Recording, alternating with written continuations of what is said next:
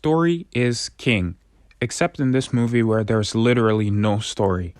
The premise for this whole book was that every thought you have creates its own reality. The funny thing about this movie is that it's critically acclaimed. It's been nominated for prestigious awards, it got amazing reviews from critics, and it has been known to be an influence to multiple movies that came after. The movie Slacker doesn't have a story, but it's still about something.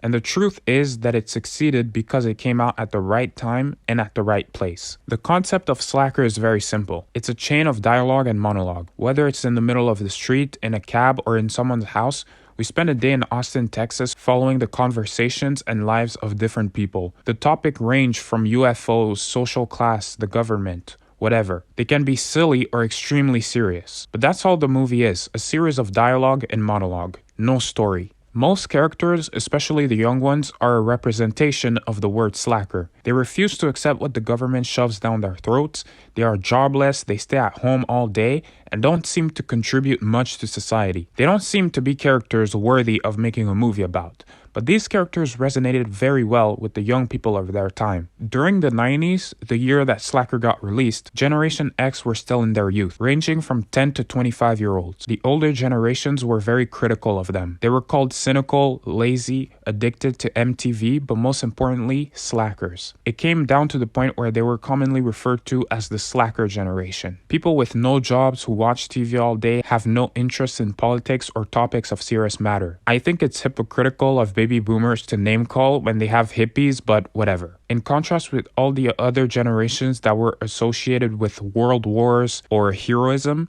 Gen X were seen as slackers. And these stereotypes about them are exactly what you see in the movie. But it wasn't an attempt to make fun of Gen X or put them down. It was to change the perception of what people had of Gen X. Richard Linklater wrote and directed the movie. He actually wasn't a Gen Xer, but a baby boomer himself. In a self-interview, he says, "Slackers might look like the left behinds of society, but they are actually one step ahead, rejecting most of society and the social hierarchy before it rejects them." At first glance, the character look like people that don't do anything and are lazy, but as the movie goes on, you see that these people have dreams, ambitions, and fears. They have their own ways of thinking and their own views on how people should be in a society, instead of following in the footsteps of the generations that came before them. They paved their own ways, and that really was the case for how people were thinking in real life. Richard turned the meaning of slacker on its head by giving depth and purpose to these characters. That if you do something that means a lot to you, that the power of cinema will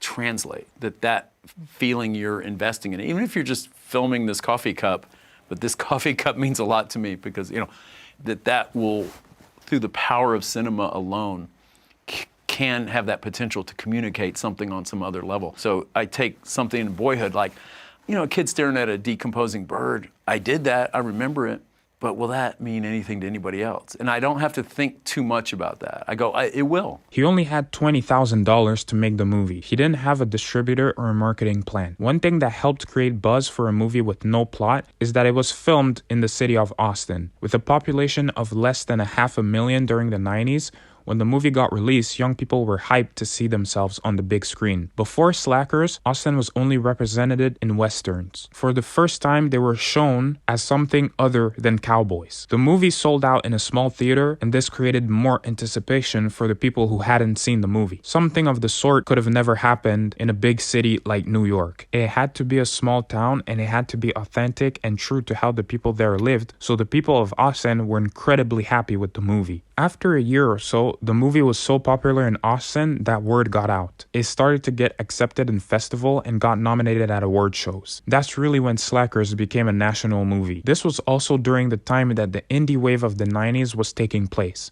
Many movies have been influenced by it, either directly or indirectly. Kickin' and Screaming by Noah Baumbach, or most importantly, Clerks by Kevin Smith, who saw the movie on his 21st birthday.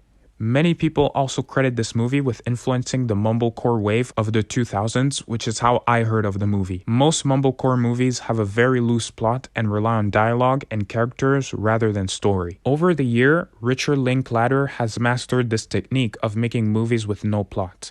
His first feature followed a character getting thrown in multiple random situations with no real narrative thread. He released Dazed and Confused in 1993, which also gained a cult following, without having a continuous storyline. Mainly, Richard understands that you can have a message in a movie without a plot. Slackers doesn't have a story, but that doesn't mean it's about nothing. It was one of the first movies in the indie wave of the 90s and depicted Gen X as slackers, but in a positive manner, and one of the first to be made on a budget so low that the word low budget is not low enough.